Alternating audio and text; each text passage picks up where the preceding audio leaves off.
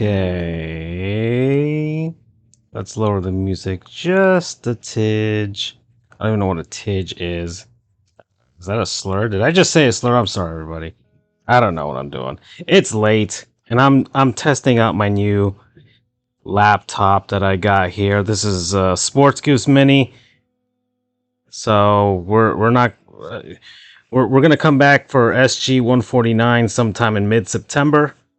So in the meantime, we'll be popping off some of these mini editions of the show, and it's mainly just me talking about myself. Charles will do the wrestling centric stuff on his own for his sub podcast that we have out there, The Cage with Charles. If you guys want to look for that on a bunch of stuff, and yeah, I'm testing things out. Here I am. I'm in the studio. There's just me. No other chairs. Nobody else around. Just me. So what's up? Hi everybody. Hey, it's me. I'm doing good. I'm all right. It's summer. The Marlins are not a good baseball team, and I'm just waiting for. I guess I'm waiting for football because I want to laugh at the Dolphins, and I feel like Dolphins fans' hubris will get the best of them this season because they're like, oh, we got Tyreek, we got Jalen, Tua's the most accurate quarterback of all time, and everything's gonna be good. So that's what they think, and I feel like it's just gonna backfire on them. And from what some early predictions from Vegas is that the Dolphins are just gonna win 9 games this season, which is basically where they've been for all of these years. They're gonna be a mediocre team, a team that I guess with the NFL playoffs and stuff, maybe they can get a wild card at 9 victories for this season. But if they're at 9 victories, I'm like, they got 9 victories last season with Brian Flores. So Mike McDaniel comes in and he gets the same thing, and it's like, where are we going? Where are we going with this? Right?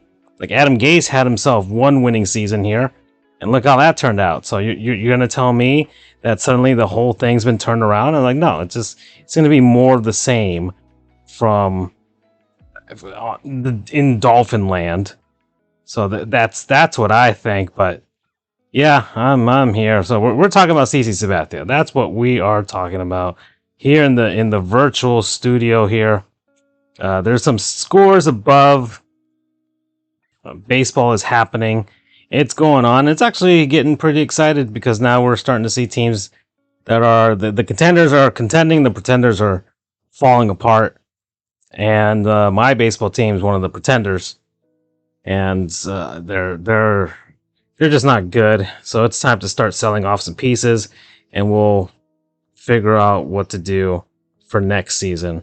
At this point, other teams really need to start taking a good hard look at what the heck they're doing, like a certain Angels team that's losing 2-0 right now to the Texas Rangers in Anaheim. Like, they really do need to look at what the heck they're going to do with their franchise, because Mike Trout's got a rare back disorder that's probably just going to destroy his career, and so that's going to be over, and you might as well just get what you can for Shohei. That's what I believe. If you want to restart your franchise, hit the big giant reset button on that. Pull yourself a Herschel Walker trade, right? I don't get why more teams don't try and pull off their Herschel Walker trade. Maybe it's because they don't want the Miguel Cabrera trade on their resumes. That's also a big danger there. But hey, man, they got to do something. There's a bunch of teams here that have got to do something. The Nationals are in that position right now with Juan Soto, who still is under control. So it's not like they have to trade him during this trade deadline. They could trade him during the offseason in 2023. Heck, they could trade him during the middle of the 2023 season. So they could do that too and just hold off. But hopefully it doesn't have a debilitating injury that'll sideline things, and maybe that's the other thing. It's like, do we pull the trigger now? But right now, it's those are the things that are happening at this point during the baseball season.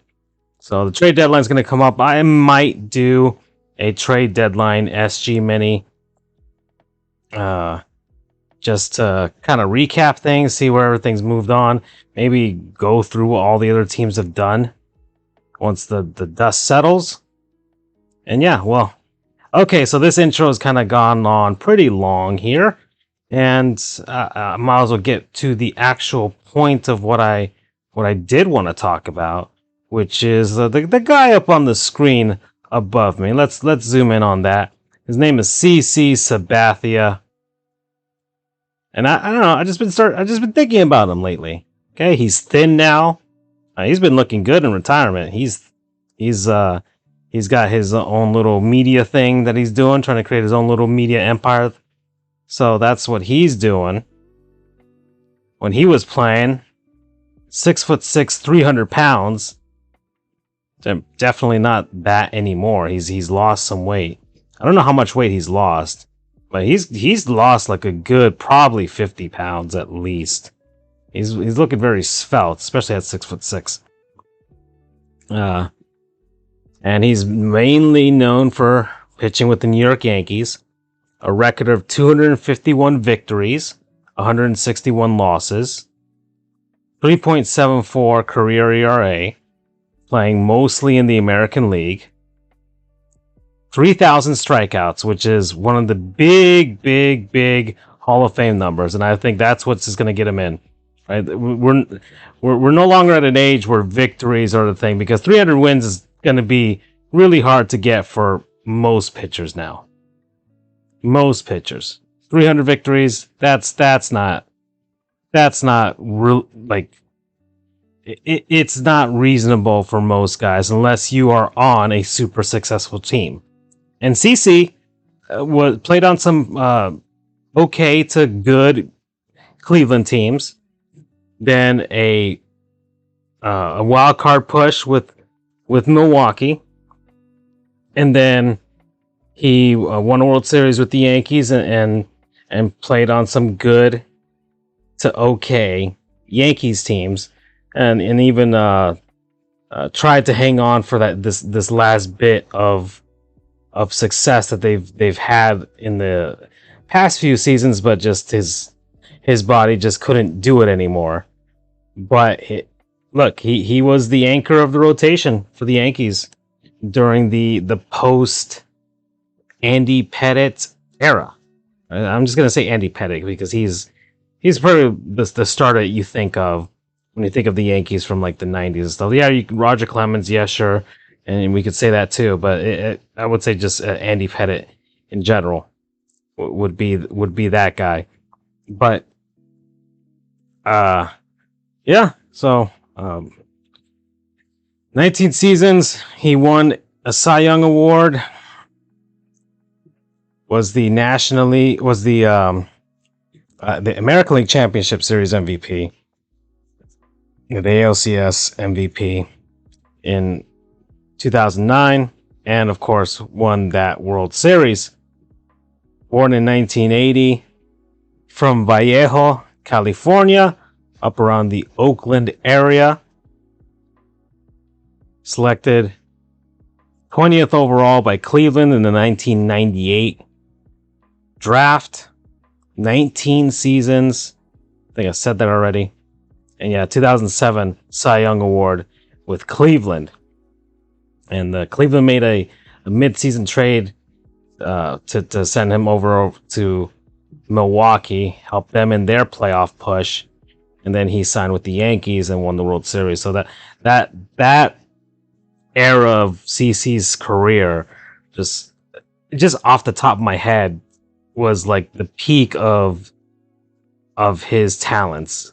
And then after that, he just became a workhorse and reliable. All right, let's see here. Let's see what we can muster up as far as the stats are concerned. And let's see, 561 games played, 560 career starts. So I don't know what the one time he came in from the bullpen was. It might have been maybe that 2008 season with Milwaukee, I believe. because I think the Brewers. Did the Brewers play a one-game playoff? I don't remember. I do not remember. I don't feel like looking it up though. 38 complete games, 12 shutouts, 3,577.1 innings pitched, allowed 3,404 hits, 1,485 earned runs, 382 home runs, 1,099 walks, but 3,093 strikeouts. That's the big number right there. That's the one we have to basically look at for all of this. Played most of his career with the Yankees, 307 games, then Cleveland at 237, and then that final 2-month push with the Milwaukee Brewers, 17 games, when he went 11-2. He was the best pitcher in baseball in that time frame. 11-2, 1.65 ERA,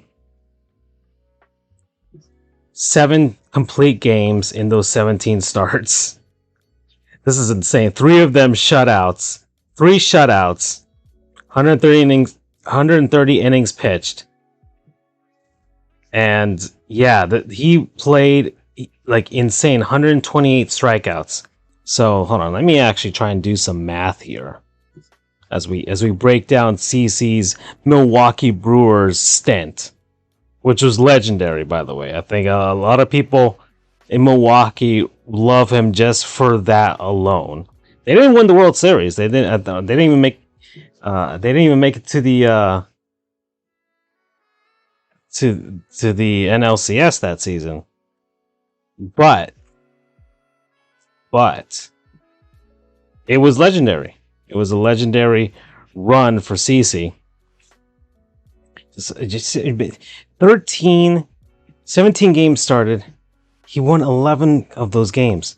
2 losses and the rest were no decisions. A 1.65 ERA. So in 17 games with Milwaukee, 128 strikeouts.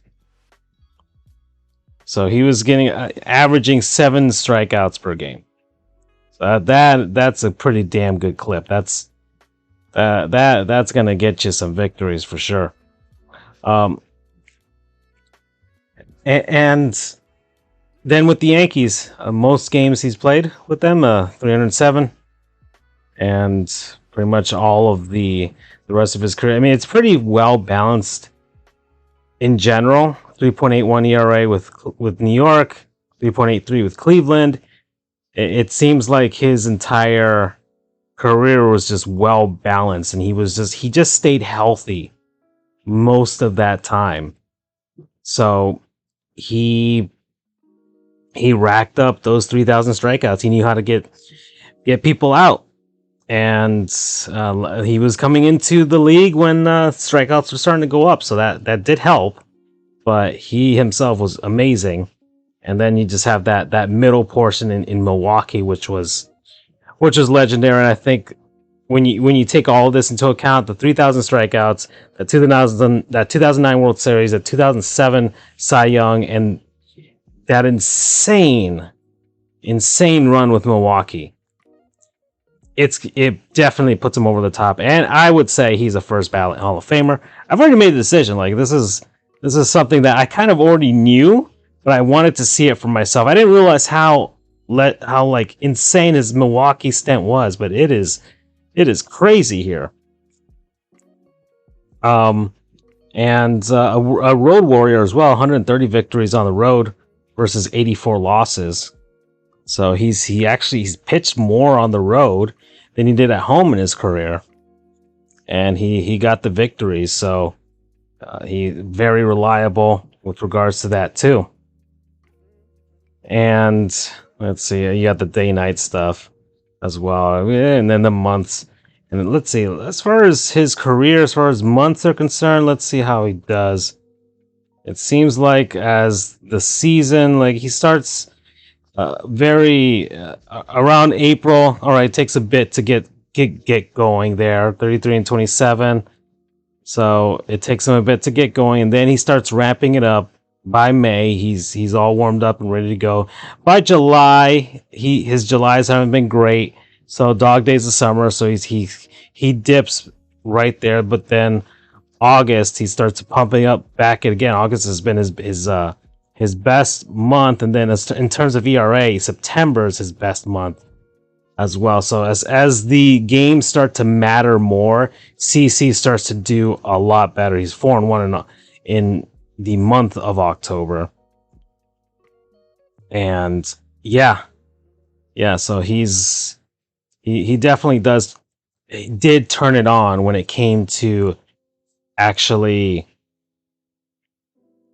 putting it together when the games mattered the most, going down the stretch for the teams that he played for. He let's see, he did best against, let's see, as far as the different divisions, played mostly in the American League East and American League Central, and man, he laid waste to the American League Central. So, and yes, everybody, this Sports Goofs Mini is brought to you by Orbix. They have fantastic mods available for Microsoft Flight Simulator 2020. So experience the world of flight simulation with Orbix. Expand your horizons. Start flying now. And Microsoft Flight Simulator is an incredibly fun game, for sure. Next time I get Game Pass, I'll try and download it again, but it's time consuming. But thanks Orbix for supporting this Sports Goofs Mini on CC Sabathia. But yeah, it looks like CC, the American League is did pretty. I mean, as he was 15 games above 500 against the AL East, but he just laid waste to the American League Central. Wow, he loved feasting on them for sure. And it makes a lot of sense. He played a lot of times with Cleveland, and then the Yankees against some. Really, the American League East, the Indians started going down. The Twins were always the doormat for the New York Yankees, and the Tigers had some good seasons, and had some seasons where they did fight off against the Yankees as well. And Kansas City was a non-factor for most of his career, except for that mid 2010s when they won their World Series over there. And then the White Sox, some contending seasons, especially 2005, the mid 2000s White Sox, but the mid aughts, whatever you want to call it. But yeah, so I could see how he would feast on the American League Central, and definitely the NL West too. 11-4 in the 15 games against the NL West. Makes you wonder what would happen if he had, I don't know, probably not go to Oakland, but let's say play in San Francisco or something. Okay, well, and the team that he got the most victories against was the Kansas City Royals. 22 victories against them, 22-12, 10 games above 500 against KC. Against Minnesota, the same thing, 20-10 against Minnesota. Didn't do well against Oakland, so he didn't have some pretty good homecomings. 11-12, losing record against the A's right there. Against the Detroit Tigers, the Tigers, he had 7 games above 500 against the Tigers. They once again, they were one of the better teams. 4-5 against Cleveland, so didn't have good homecomings in Cleveland either. So he just didn't play well against them. Against the Yankees rivals, 10 games above 500 against Baltimore, only 3 games above 500 against Boston. That's pretty interesting. Against Toronto, 7 games above 500. Against Tampa, only 2 games above 500. Against the Rays. Remember, the Rays were finally coming into their own when CC was in New York. So the Rays had finally turned around their franchise by that point. So he couldn't take as much advantage of the Rays because the Rays were no longer pushovers. And as far as the National League is concerned, he has a perfect record against San Francisco, against St. Louis, and he never won a victory against my Marlins. He pitched in 2 starts against the Marlins, 2 no decisions, 4.91 ERA. So, okay, all right. So that's 7 innings pitched in 2 games against the Marlins. Looks like the Marlins rocked CC the couple of times that we faced them. I'm not sure when. I don't know if it was when he was with the Yanks or with the Brewers or even with Cleveland. The Marlins faced them in 2007. Maybe he played against them, but okay, all right, that's pretty cool. Cool beans, and yeah, it seems like he didn't do well against the Yankees when he was in Cleveland. So yeah, you can't beat him, join him. That's what he did. Yankees threw stupid money at him. And I guess that's, for the most part, he's done well against most teams. Only losing records against Cleveland, the New York Yankees, the Oakland A's, and that's it. And then split against Milwaukee, 1-1. And nothing with the Marlins, 1-1 against the Dodgers, and 2-2 against the Cubs. So there's not many teams that humbled CC, and somehow the Marlins are one of them. Okay, sure, alrighty then. And let's see. I don't think there's anything more here. Those are the splits. And I want to look at the stats here. So his best, as far as victories is concerned, let's see. And remember, wins aren't that big of a deal anymore in baseball, but whatever. 21 victories in 2010 when the Yankees were defending world champions. So that's when he became one of the few members of the Black Aces. So the Black Aces are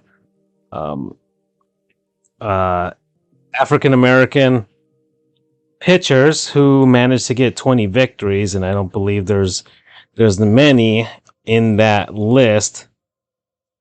Let's see if I can pull it up. I know Dontrell is one of them.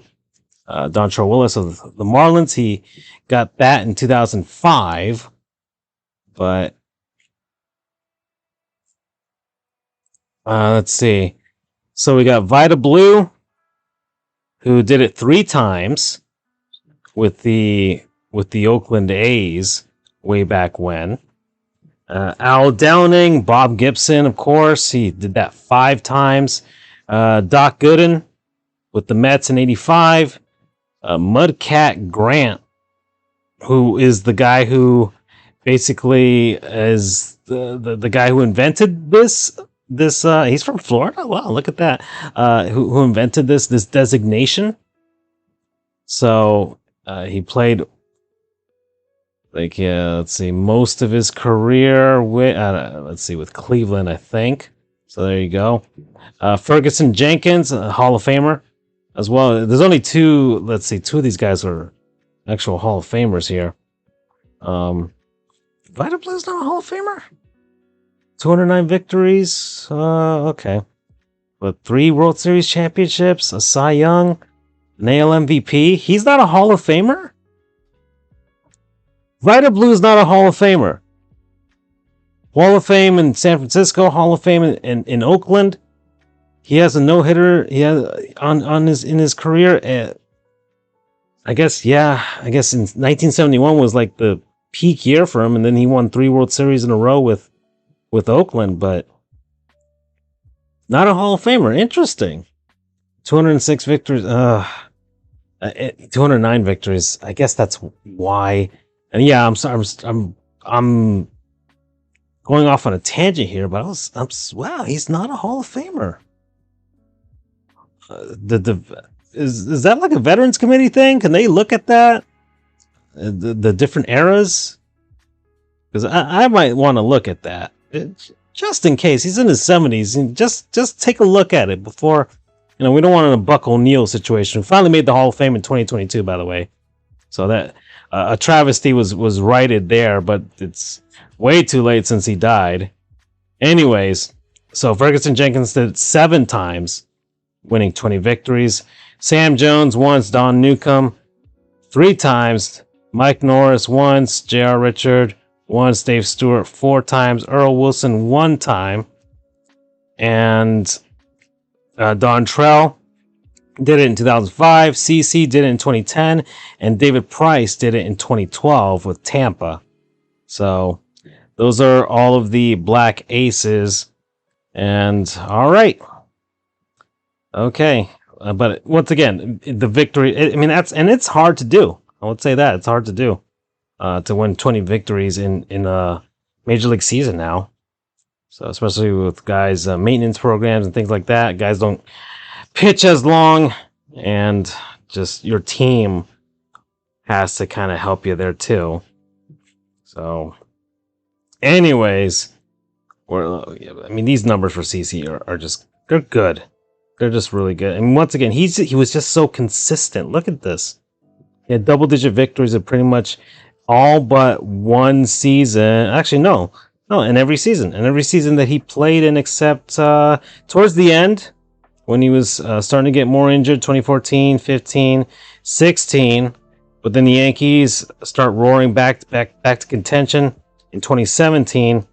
And then he got 9-7. Then finally his career he just couldn't do it no more in 2019. So it was over after that. He tried, and CC tried to get one more for the Yankees towards the end of his career.